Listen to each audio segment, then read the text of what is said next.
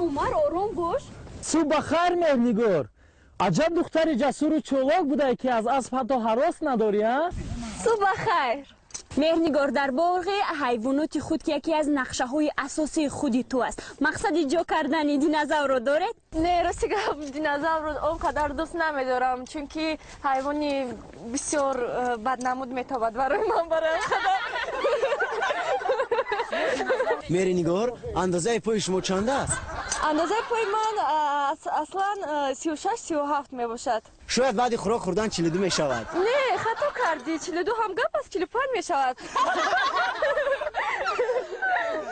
بچه ها، همه ما میدونیم مهرنگار راننده است. همین طور نه؟ نه، ما خبر نداریم. چی شما نمیدونید مگر؟ نه. از خودش پرسید. چی مهرنگار، تو راننده افتا-ماشین مسافرکش شده ای مگر؟ نه، خطا کردید. من راننده تراکتور هستم.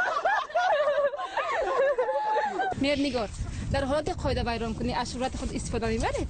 راستی گپش را گویم، جانی ما رو همین شهرت خلاص میکنه. مهرنگار، شما میدونید که یک صفت زیبایی شما به اسب مانند است. با اسب؟ بله. خب حاضر میبینیم که من با تو مانند هستم. حاضر چشمایش مانند نیست، بینیش مانند نیست، شاید دهانش مانند باشه. من فکرم گوشش که مانند نیست، موی سرش شاید مانند باشد. بله بله، انا همین یالهای اسب بسیار هم با موی دراز دلربای تو مانند است. تشکر. مهرنگار، سوال نوبتی من چنین است. خب خوراک دوست داشته ترین اسب کدام است؟ من برای تو 3 واریانت پیشنهاد میکنم و تو امکانیت داری که از هر 3 آن یک تاش رو انتخاب کنی. یکم استخوان، دویم ماهی و سوم باشد موش. مدتی 2 سال میشود که با اسب در اسب سواری میکنم.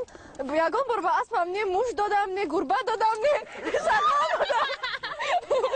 ما خوراک دوست داشته ترین اسب این شیرینی می باشد، قند، سیب و سبزی. مهرنگار، وقتی که با شما دروغ میگه اما شما حقیقت گپ را میدونید، چگونه رفتار میکنید؟ خنده میگیرد و من بسیار دوست میدارم که وقتی راست را میدانم دروغ را گوش کنم، کیف میکنم. راستی اگر آواز خود را در صحنه گم کنید، یعنی سرود فراموش شود، پس چگونه از این حالت رها میشوید؟ این خیلی حالت ها زیادن و مثل همین اسب قمچین کده رفتن میگیره. پس یک ترانه دلنشین با گیتار زنده اجرا کنید. حاضر که زمستان است، بسیار خنک خوردم در بیرون، با این خیلی لباس ها و حاضر کمتر دستم گرم شود. برای شما و بینندگان تلویزیون سفینه حتما یک سرود خواهم خواند.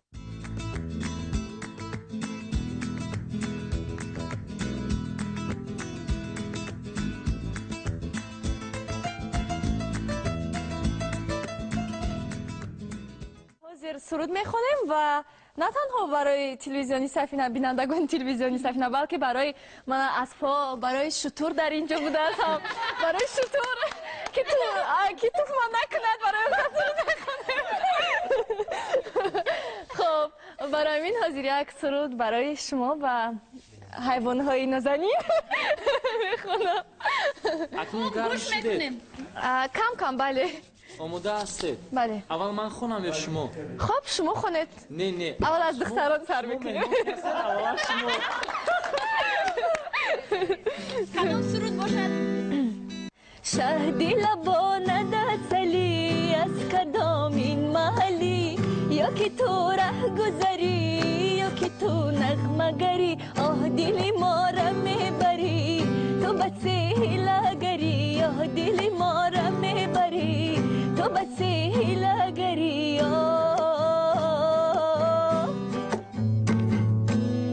چی کنم با کی بگم راز نهانم، غم دل را به کدام در بکشانم، که همان همدمی دید کیست وای در غمی دید، که همان هم نفسم که به وصلش برسم. شهدی لبانه دستلی از کدام این محلی، یا که تو ره گذری یا که تو نغمه گری، یا دل ما را میبری تو بس هیله‌گری، یا دل ما را میبری تو بس هیله‌گری.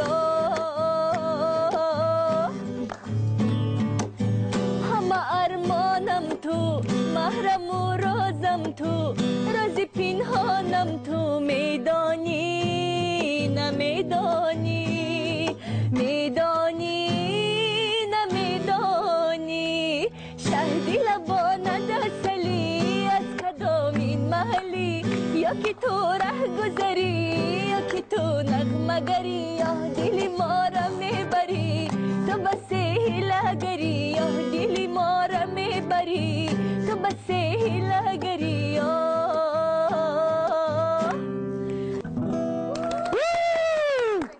تشکر زیاد مهنگار از دیدارت خیلی خوشحال شدیم.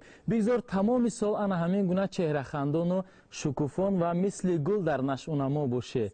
بگذار تمام خواهش و آرزوهایی که داری در سال نو میلادی با اون مقصد و نیت‌های خویش برسه. با شما نیز تمنیت‌های از همه بهترین را آرزو مندم.